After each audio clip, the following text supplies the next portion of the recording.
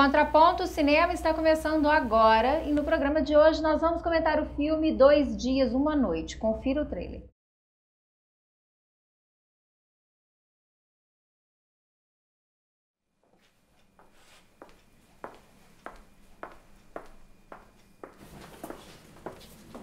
T'es content, t'as foutu la merde dans toute l'équipe?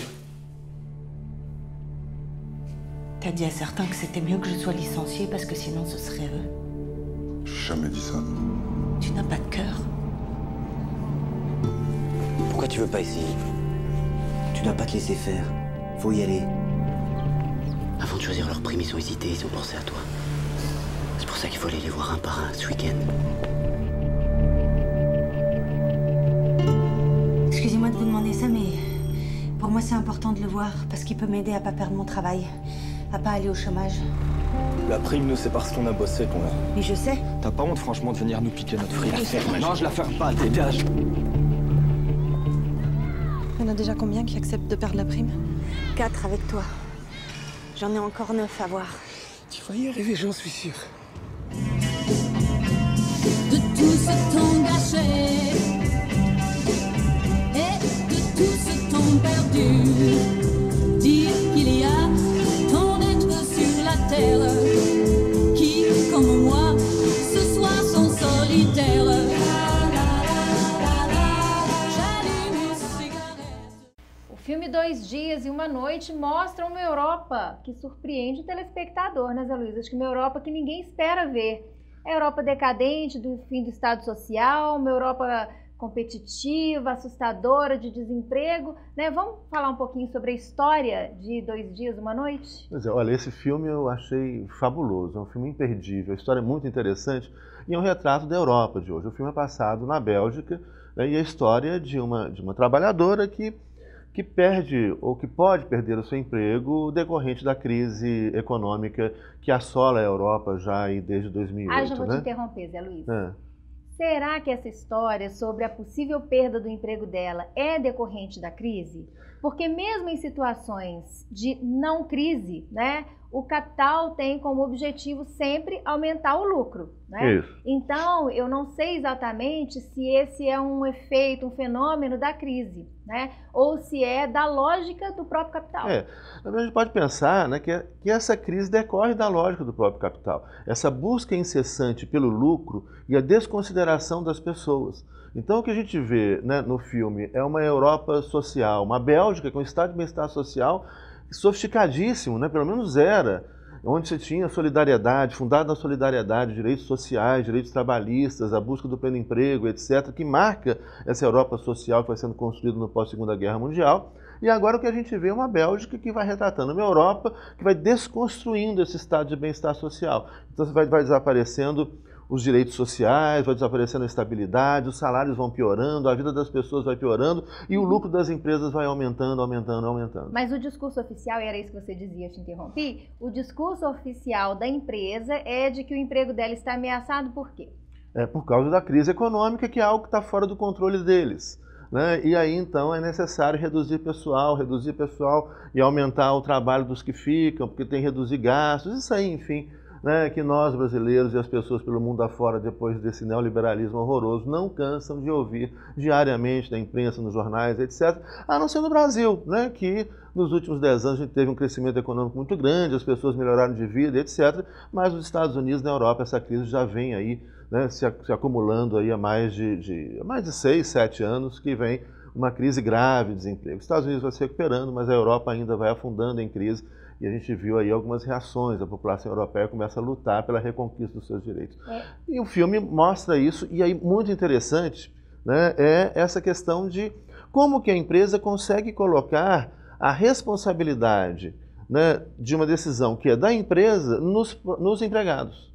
Né? Ela constrói um discurso, na verdade, para justificar a sua busca incessante pelo lucro. Né? Então, é construída uma narrativa por parte da empresa e eu acho que esse filme, ele faz com que o telespectador se identifique de alguma forma, porque se ele não viveu isso pessoalmente, ele conhece alguém que já passou por isso. Né? E existe um terror criado pelas empresas, ela trabalha numa indústria, e há sempre a ameaça de corte de pessoal. Então, todo funcionário, interessa para a empresa isso, se sente permanentemente ameaçado. Isso faz com que ele seja mais produtivo dentro dessa lógica, né? Porque ele sabe que ele não tem estabilidade, que ele pode ser cortado a qualquer momento. E quando chega o conflito entre ele escolher a sua segurança econômica ou a solidariedade, porque essa que é a história principal, né, da funcionária, que vai ser cortada do quadro de pessoal, porque a empresa não tem como arcar com o aumento do salário dos outros funcionários e a manutenção do número de funcionários que tem. Ela tirou licença médica, acho que isso é um aspecto importante do filme.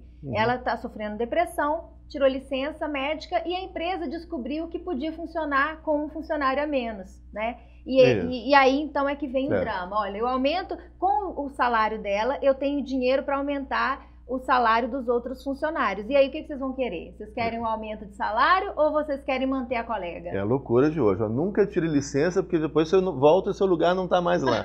Né? Descobriram que podem trabalhar sem ela. E aí a questão, o drama moral, que é muito interessante, que é fascinante no filme, é que a empresa distribui um bônus anual. E esse bônus é de 1.000 euros. Então é algo que vai ajudar bastante. 1.000 euros nessa crise é muita grana para esses trabalhadores que ganham pouco. E aí, a questão é a seguinte, olha, para que esses 16 trabalhadores recebam 1.000 euros, né, recebam esse bônus, não vai ser 1.000 euros para todos, os mais novos é menor, ela tem que sair. Porque se ela permanecer, ela é a 17ª trabalhadora nessa empresa, se ela permanecer, não vai ser possível distribuir o bônus de 1.000 euros. E aí, então, passa a história, são 2 dias e 1 noite, é o fim de semana, segunda-feira vai ser decidido a vida dela, se ela continua na empresa. Se ela continua na empresa, os trabalhadores não recebem o bônus de 1.000 euros. Né? Se ela sai da empresa, os trabalhadores recebem o bônus. E numa primeira votação que houve, ela perdeu, né, por 14-2. E agora, então, ela vai buscando as pessoas que votaram contra ela, explicando, olha, eu vou perder meu emprego. E aí cada um vai dando uma justificativa. Né? Porque ela tenta convencer os seus colegas de trabalho a abrirem mão do bônus para que ela permaneça no emprego, né? Continue no trabalho. Isso. E aí vem, então, os dilemas morais sensacionais. O diretor foi trabalhar com pequenos dramas morais mesmo, né? Cada visita que ela faz, ela se depara com uma justificativa, um problema pessoal. Né? Então, cada um fala, olha, eu estou reformando minha casa, eu preciso desse dinheiro. Né? O outro, olha, eu sou aqui o único que trabalha, eu preciso desse dinheiro. O outro é imigrante, né? Então, se eu perder esse emprego, eu posso perder a possibilidade de permanecer na Bélgica. Enfim, cada um com seu drama pessoal vai justificar moralmente a escolha pelo bônus, né? E a dispensa da colega. E aí a gente vê, mais uma vez, o pano de fundo dessa Europa pós-neoliberalismo, né? Ou com esse neoliberalismo exacerbado, em crise radical, que é, primeiro, o fim dos sindicatos.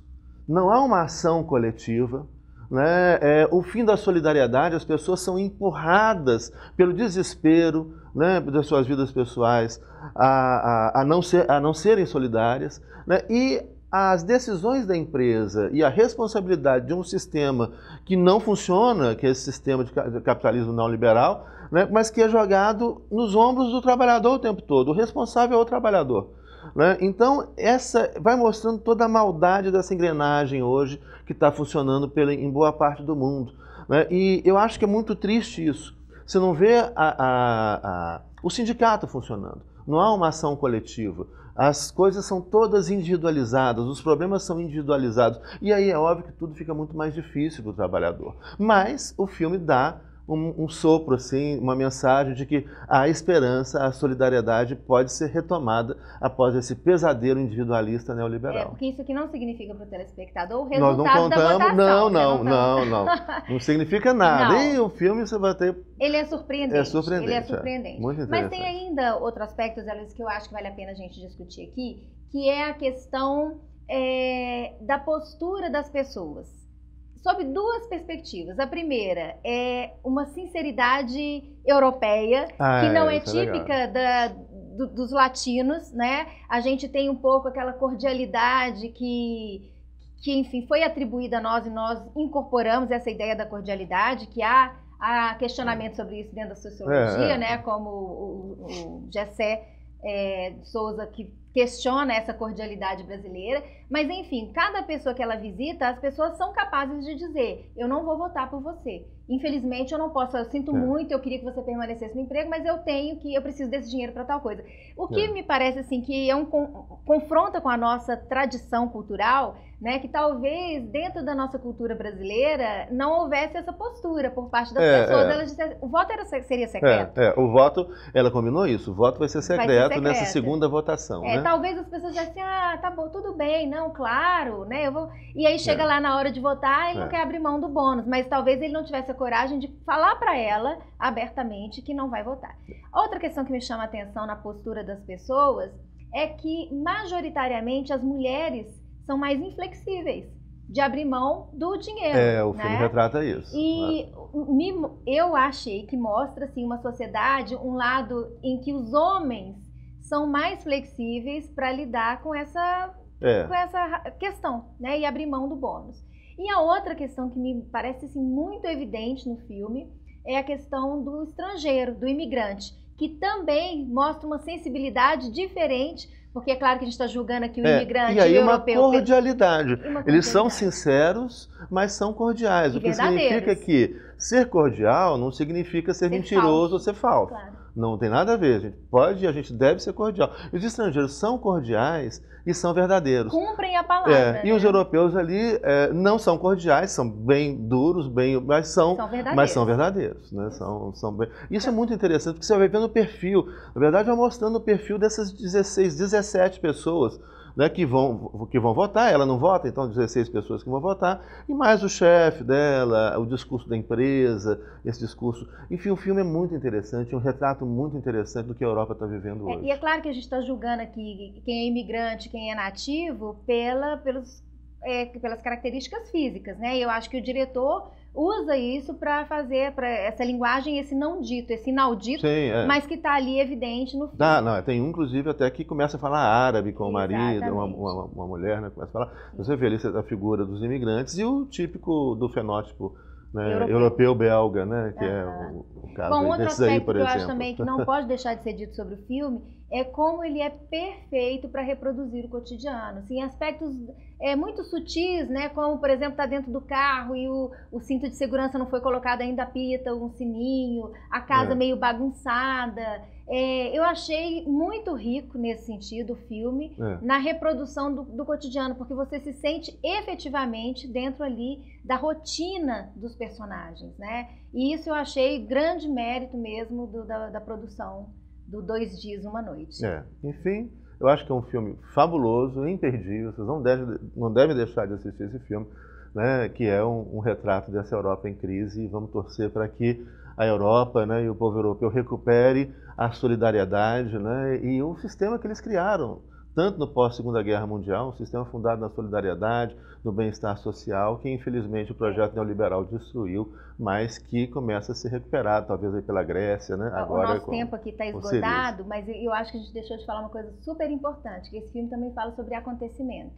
Porque é muito provável que ela, se estivesse no lugar do trabalhador que vai receber o bônus, ela precisava também do bônus. Né? Mas o fato dela ter vivido essa possibilidade do corte desperta nela o sentimento de solidariedade. Que ela revela no final, que você vai ver e eu não vou contar aqui. O final é sensacional. Mas vocês não podem perder. Gente, então não percam 2 Dias, Uma Noite, é um filme sensacional, que está em cartaz, você ainda vai encontrar nos cinemas. E na próxima semana, o Contraponto Cinema volta com mais uma dica para você. Continue com a programação da TV Comunitária.